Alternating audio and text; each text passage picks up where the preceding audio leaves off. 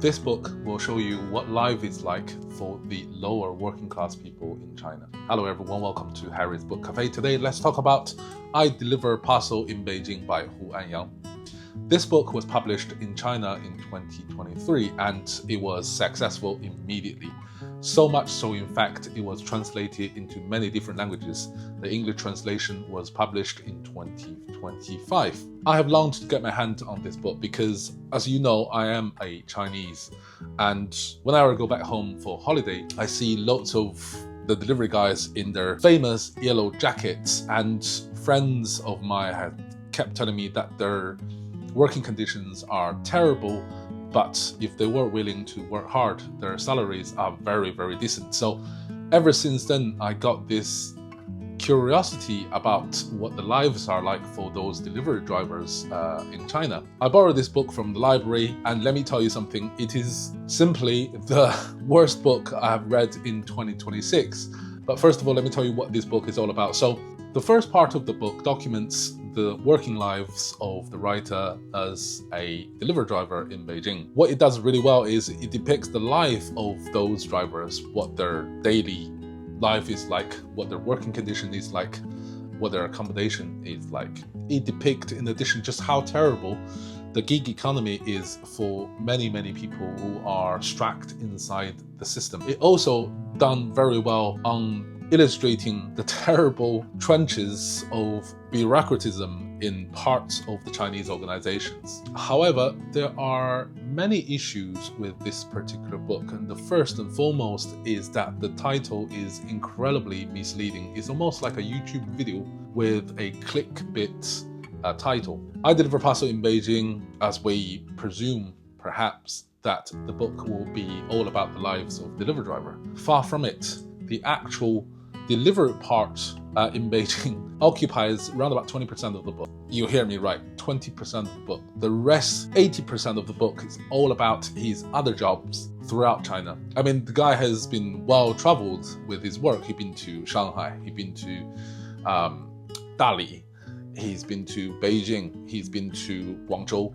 I, in many ways, admire him for the amount of travel within China that he has done, and something that I always wanted to do a little bit more.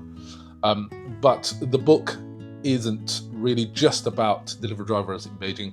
It's about all these other jobs, from gas station attendants to warehouse employees to convenience store assistant, all sorts of different jobs. In a way, it can be perceived as positive because he then can depict the other sort of gig economies, the victims of the gig economies, what the lives like for the lower working class people in China in different jobs, in different locations. You got to see a little bit more of China itself and different jobs, lower paid jobs in China, which is all good if he's a great writer. Unfortunately, he isn't. Problem number one is he includes so much unnecessary details. Give you a quick example. When he delivers to this particular block, he would tell you where that block is, what the street name is, what the postcode is, almost, right? Those details are completely unnecessary, and it will be lost on 99.9% of the reader,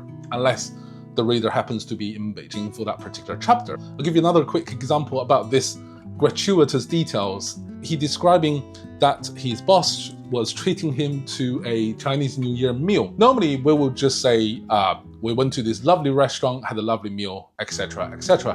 What he did instead is, okay, this particular cuisine restaurant located in this alleyway, in this street, in this zone. It's endless details that just drive you crazy. Those are completely gratuitous and really slows down the pace of the book. The other big problem is that, as we probably already can presume, those working conditions are pretty terrible, especially with those terrible gig economies, which he and many others, not only in China, but here in the UK, maybe in the US, find themselves ensnared within. We completely understand that. I mean, you would encounter terrible bosses, stupid working conditions, insufferable bureaucratism. The author described them a lot, and that's the problem. It's repeating complaints after complaints after complaints. It read almost like a pity party. And this negativity is really oozing from every single page, so much so that you just want to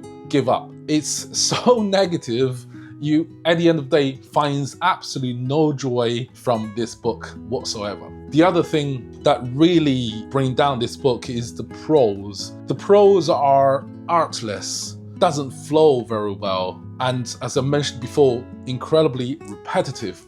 What makes the whole experience even worse is the fact that I listened to the audiobook, and I don't know who the narrator is, but he was talking ever so slowly, so much so I find myself frequently listening at 1.5 times of the normal speech. And I don't know who pronounced the names, locations, and cities in this audiobook. Whoever did it had a terrible pronunciation. It's almost like an AI pronouncing it. And as I've mentioned before, the writer likes to include unnecessary details about locations. So these names are peppering throughout the books, throughout the pages. And as an audio listener, I just hear them constantly. And those AI voices just drive me crazy. It's a terribly written book, it really is. And I think it is such a pity because this concept has huge promise. He tells everything to you. He failed in his job as a writer in so much that he does not show you anything. He shows you absolutely nothing, but tells you everything. And that is a bad writing. That is the quintessential concept, definition of a bad writing. I just thought it's such a pity because this book should have so much potential that even a remotely skilled writer can really make a great book out of this. He doesn't have to tell how petty-minded his co-workers are repeatedly. He can use humor, right? To just bring a little bit laughter, use black humor to bring the characters to life. Instead, he just tells you what a terrible character his co-workers are, what a terrible characters his bosses are. It really is such a pity. I really personally want to know more about those lower working class in China, what their lives are like, what their accommodations are like, what their interaction like. I mean, those are written,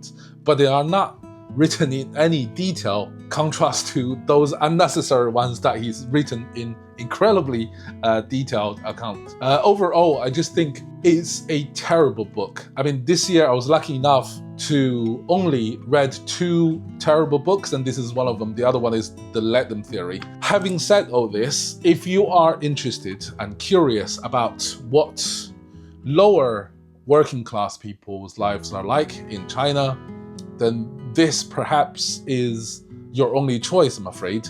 I do still recommend that if you're interested in that topic, then this is definitely the book to pick up.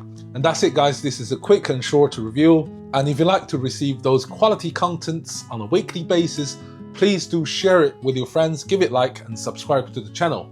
And I shall see you next week with a brand new book. And I think that's the one you guys will like. Cheerio, guys. See you next week.